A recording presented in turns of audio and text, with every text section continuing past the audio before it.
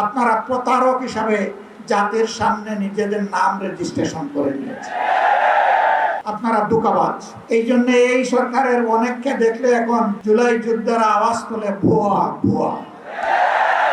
ফ্যাসিবাদীরা যে সমস্ত জুলুম করেছে, অপকর্ম করেছে, এই 5 মাসে আপনারা সবগুলার রেপ্লিকা ফটোকপি আপনারা আমাদেরকে দেখিয়ে দিয়েছে।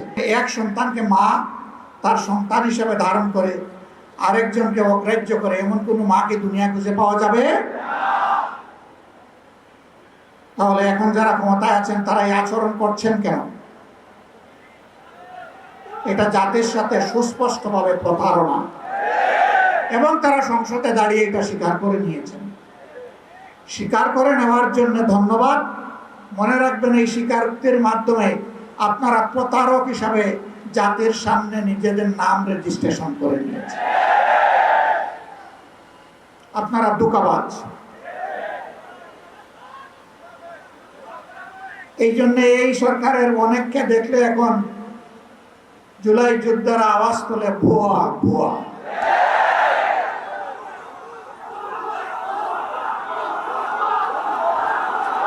এটা জাতির জন্য লজ্জা।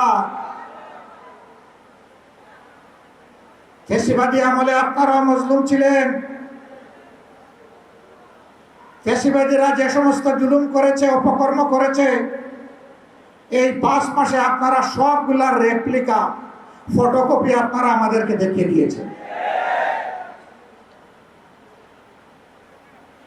ফ্যাসিবাদী আচরণ করবেন আর জনগণ ফ্যাসিবাদী বললে আপনারা আবার রাগ করবেন। একটা রিলস মাঝে মাঝে দেখা যায়, কি রাগ করলেন শোনা।